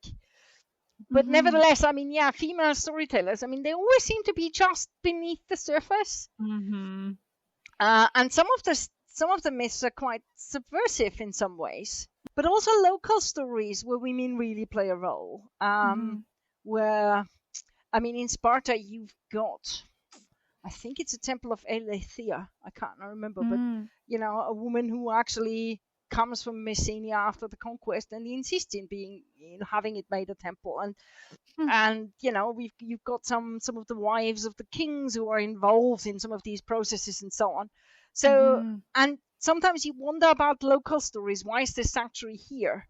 I mean, those tiny local stories, which haven't gone through the hands of a big poet and haven't turned into a work that rich men buy and read. Women play a different role in some of this. Some of the small local stories. A priestess who rescues something. I mean, sometimes she also is responsible for burning the temple town. I mean, but women have more agency in some of those local stories. And again, I wonder, the many stories that are told locally, the many why questions, and somehow, they are. There was less of a need of pinning them down into a format that fits the written work, I think. Mm-hmm. So, and of course, I mean, Pausanias writes them down, but that's so late, and he goes around, and I mean, I think he very deliberately collected stuff that was quite rough around the edges. And I think that's deliberate because he wants to show, I've been there, I've listened to it, and that's very much his thing. So he doesn't want to make sure that it all fits the written template and it says the same as Euripides said or whatever. I mean, he rather says, well, I picked up this story here and it says the opposite of what Euripides is saying. I mean, that's his point. So I think that's why we have a better chance of actually picking up some of this stuff. And some of this stuff shaped by, well, storytelling.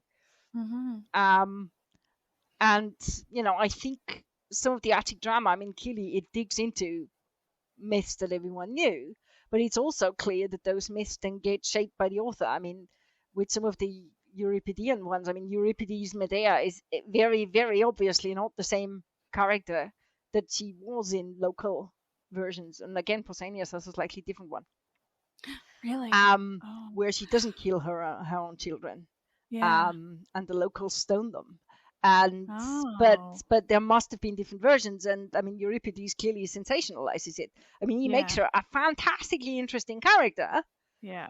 But you know, I mean Attic drama follows the needs of that author who needs to bring the story to a really cool point that wins prizes. I mean, you know, and they are not at all in any way shy about changing the story. They really aren't. I mean, there were different versions of Oedipus, and of course we know the absolutely amazing one by Sophocles, but clearly there were other ones, and the story didn't always quite go. I mean, the main outline is the same, but all sorts of things can change, and you know, things were made much more outrageous, and so on. So I think I don't really trust. I mean, I love Attic drama, but I really don't trust it to tell me the stories as they were told. Now, and I mind that adaptation. I'm not a purist pretty much in any field, I have to say. I'm okay with adaptations if they're good. And I think, you know, Euripides' adaptations are brilliant. Oh, I love But yeah, he's absolutely amazing. And, you know, in many ways, he probably made some of these stories, he just made them so much deeper, and those characters are amazing.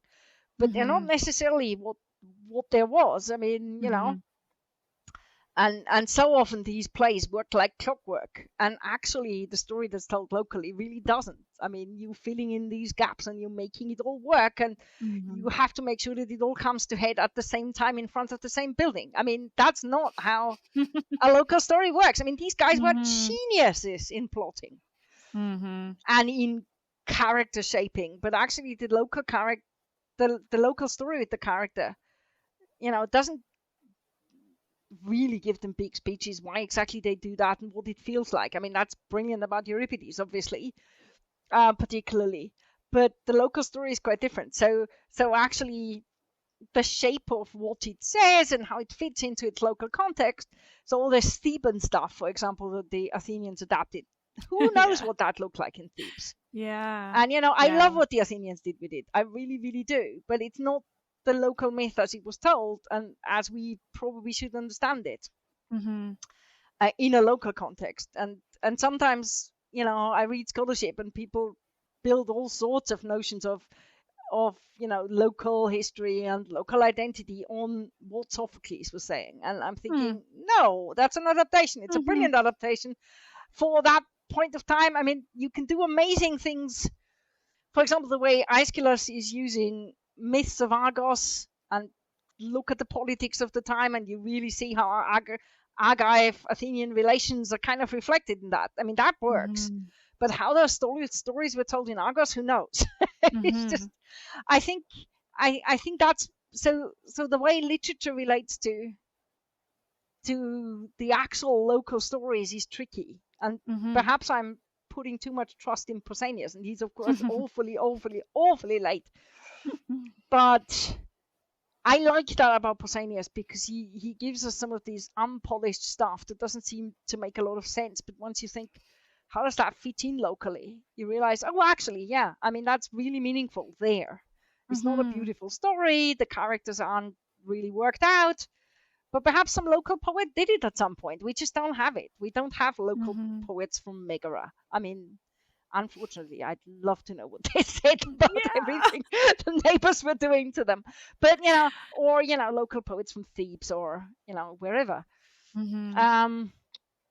And so yeah, I mean, the nature of that material is quite tricky, but at the same time, I think that makes it amazing and interesting. Mhm.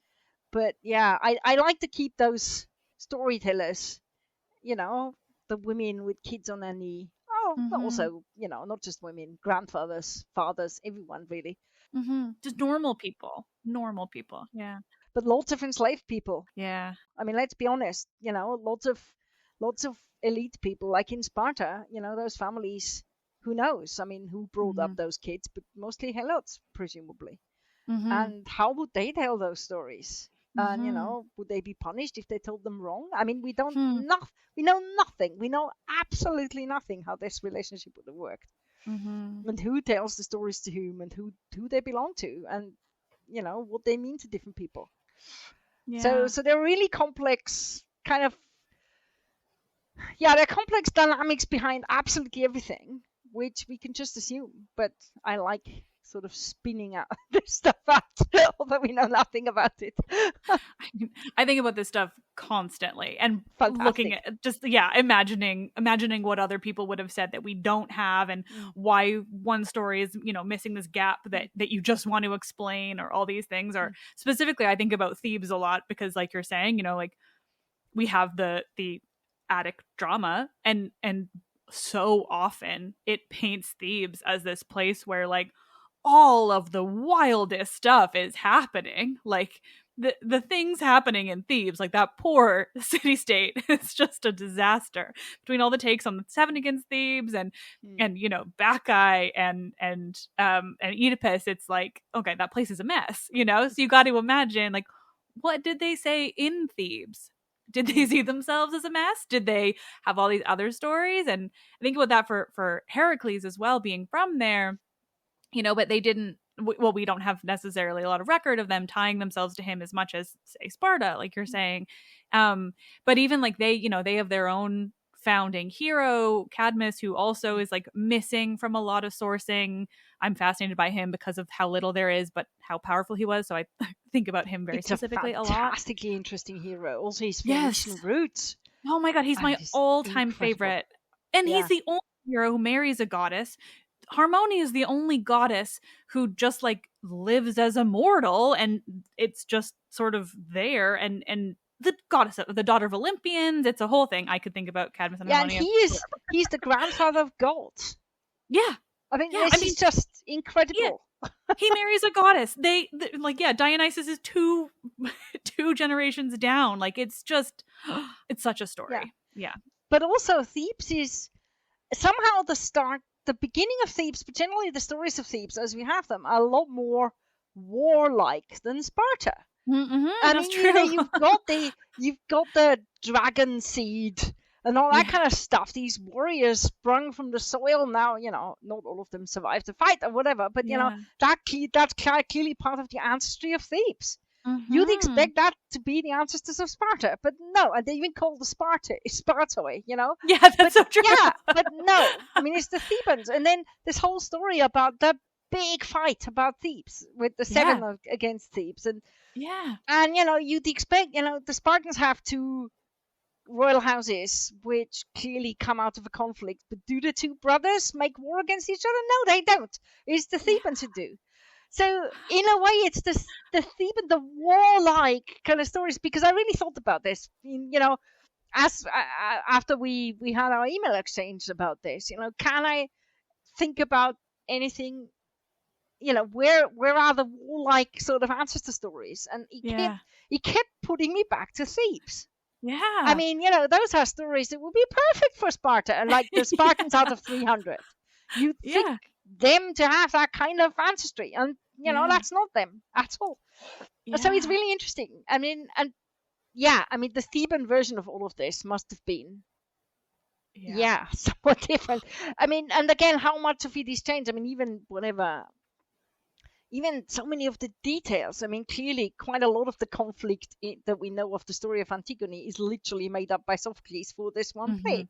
It's fantastic. I'm sure it was, Yeah. The original story was not as full of tension and philosophical thought and whatever. But but it's interesting. I mean, they are really the warlike people, and actually, Heracles is theirs, and all of this. So the Thebans really should be that kind of heroic people. Yeah. So it's very interesting, isn't it? It doesn't always, and of course, I mean, in some ways, Thebes, if you'd asked the other Boeotians, they may have thought of the Thebans as, they're constantly aggressive. We don't know. I mean, the history may well suggest that. Perhaps not, but, we don't know that much. But, it might actually, the warlike kind of character of the place may well fit the regional profile that they've got. The Athenians would, of course, never have quite gone along with this, because for them, that's not the Thebes they want to see. Perhaps, but yeah, there must have been a fairly easy way of getting quite a heroic kind of past out of those stories that we see. But as you say, in the Athenian versions, it is a crazily messy place, and wildness and lack of civilization and cruelty and everything is just around the corner in Thebes all the time. And their royal house is just so messed up. I mean, it's just like, so yeah. I mean, I mean, I guess that what happens if your not very friendly neighbor gets hold of your stories. Yeah, really. Thebans. Yeah, it is interesting to think about it in relation to Sparta, though, because, and I think the overall answer to all of this is just that, like, I mean, and it is exactly why I'm doing this series on Sparta, is that, they weren't inherently militaristic. They didn't think of themselves as these epic warriors who were better than everyone else. And so it sort of all comes back to that, because, there is no, like, super militaristic warrior sense of in their origin story. There isn't any of that. And it all comes later and then, gets amplified over generations and generations up till now. But it is so interesting, but I hadn't considered how much Thebes does fit that exact story. Yes. Yeah. It's my favorite place, so I know all the stories, but have never thought about it that way. That's interesting. Yeah, I can't make sense of it. I mean, I don't know whether one can make sense of it, but it is, I mean, they've got a real warrior story. So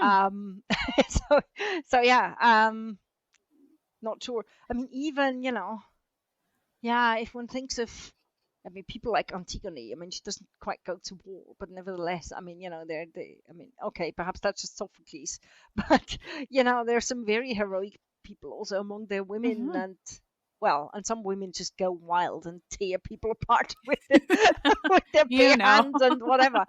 But yeah, it's and, in a way, perhaps also, although Spartans always thought us very sort of rough and old-fashioned and not very polished, I don't think they saw themselves as that either.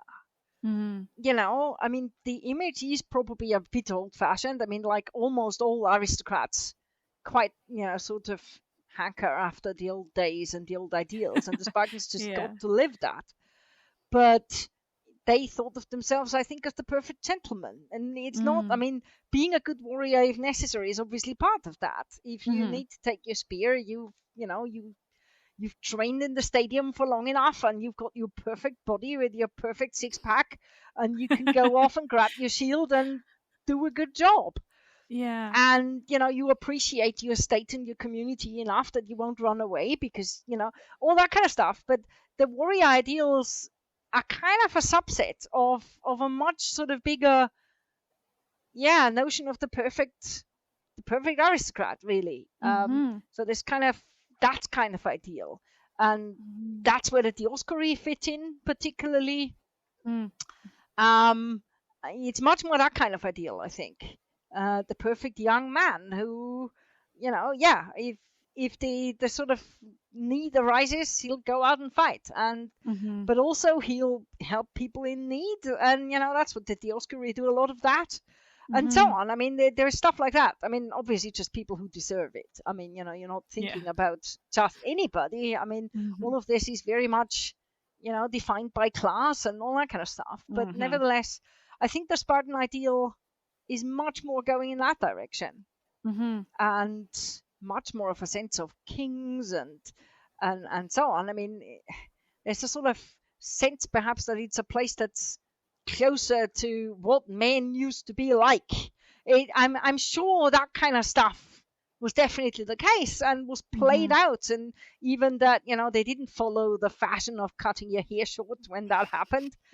But again, that happens around the Persian Wars, and that's the period when the Spartans decide, no, we'll stick to the old ways. But I mean, when we also hear that old-fashioned Athenian aristocrats still had long hair in the 5th century, and the Spartans did that too. I mean, it's much more a kind of traditional aristocratic kind of ideal than perhaps straightforward, the kind of ancient equivalent of Rambo. I mean, that's not where we're going at all, I think. Yeah, definitely. Oh my gosh. Well, this has all been so incredibly fascinating. I've kept you so much longer than I told you I would. But thank you so much. Oh, I'm so glad. This has been so great.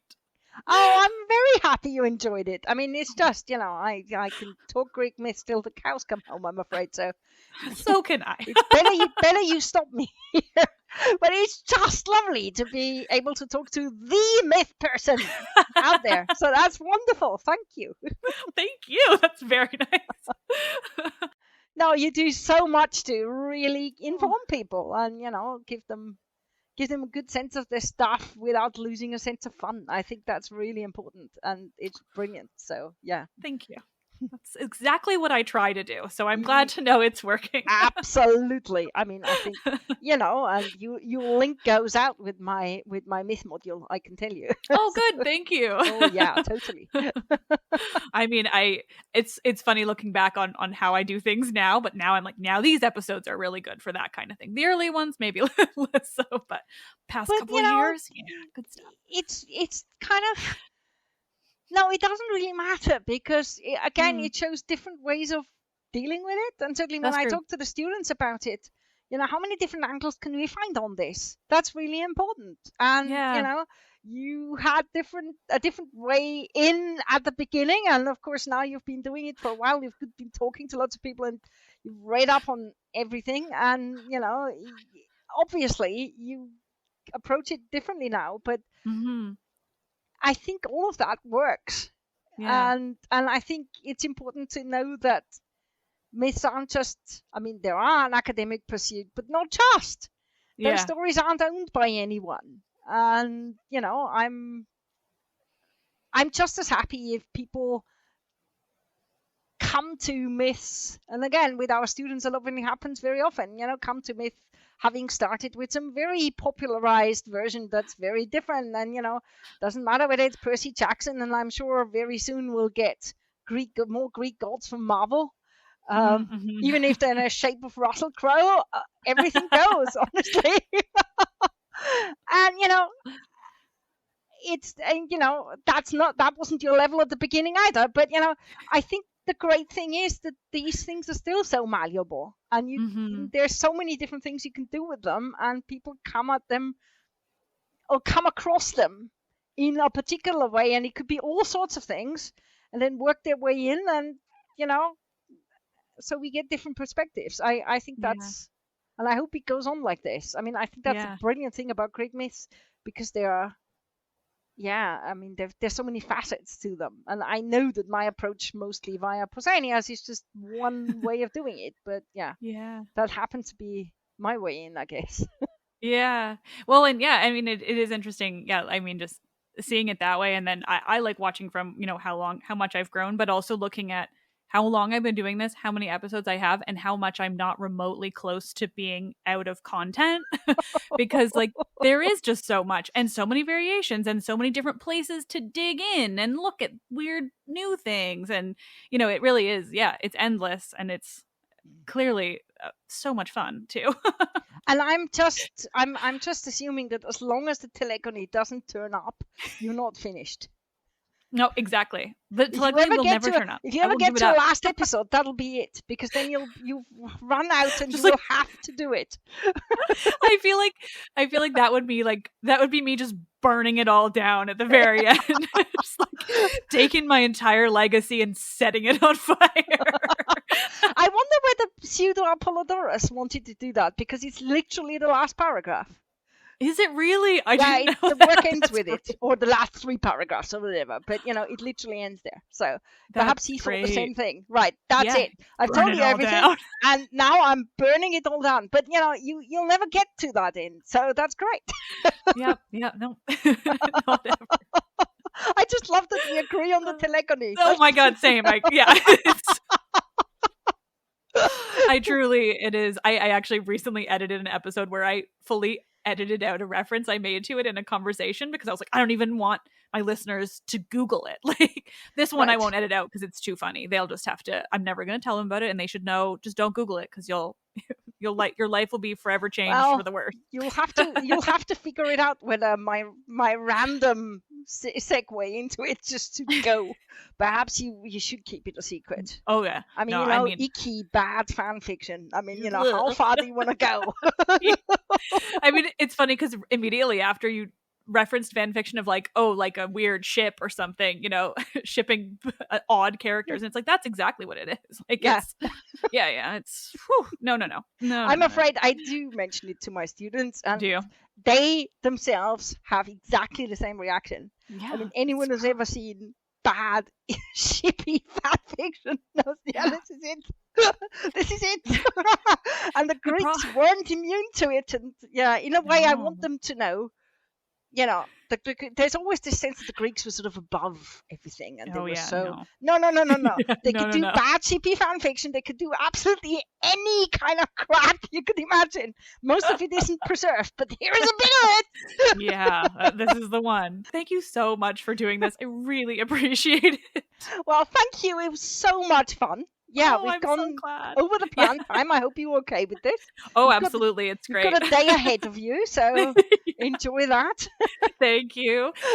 Is there anywhere, do you want to share anything with my listeners? Anywhere to follow you on social media or read more or anything like that? Oof. I mean, on Pausanias, I've written a book on Pausanias, which is exciting. Pausanias Travel Writing in Ancient Greece, which sort of sets out some of these ideas about him. That might be quite useful, I guess. Yeah. I am on Twitter. I don't tweet many methodological things, but now and then. I think you've got me on Twitter. Yeah, I'll put it in the episode's description. But yeah, I mean, as you know, my Twitter isn't very methodological and very much retweets my department mostly. Fair enough. But who knows? I might change that as my research goes on and gets a bit closer to the publication of the big book. I'll probably get it more Peloponnesian. Yeah, so fun. So yeah, I think that's pretty much it, I suppose.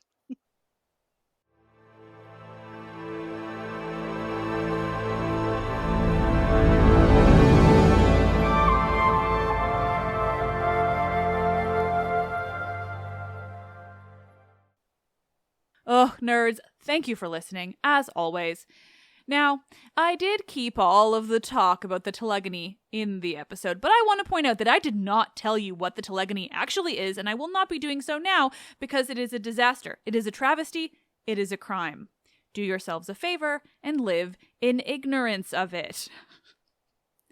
All right, well, that was just the first in our Sparta conversations, but what a way to start. I originally wasn't going to start with Maria's episode, but it provided so much great and broad context when it comes to the Peloponnese and the history of Sparta, let alone all of that vital mythology that we talked about, and just so much more. Plus, I mean, it was so much fun. So were the others, don't get me wrong. Every episode on this series is so much fun, and I've got it all coming at you soon. But I will say those are also shorter episodes, so we just really couldn't stop ourselves in this case, and so, where better to start? As always, thank you for listening. You are the best. If you're enjoying this special series on Sparta, please consider leaving me a 5-star review on Apple Podcasts or a rating on Spotify if that's where you listen. But all the same, thank you for listening because it certainly helps. Let's Talk About Myths, Baby is written and produced by me, Liv Albert. Michaela Smith is the Hermes to my Olympians and handles so many podcast-related things. For this series, Michaela gets an extra special shout-out because while she is always helpful and helps me with anything I ever need, she also prepared an incredible amount of research for this series on Sparta. I am talking everything I could ever need, including helping me on scripts. Oh, what a lifesaver. Michaela is the official researcher for this series. Stephanie Foley works to transcribe the podcast for YouTube captions and accessibility. The podcast is hosted and monetized by iHeartMedia. Help me continue bringing you the world of Greek mythology and the ancient Mediterranean by becoming a patron, where you will get bonus episodes and more. Visit patreon.com/mythsbaby or click the link in this episode's description. You were all the best. Thank you. I am Liv, and oh gods, I love this shit.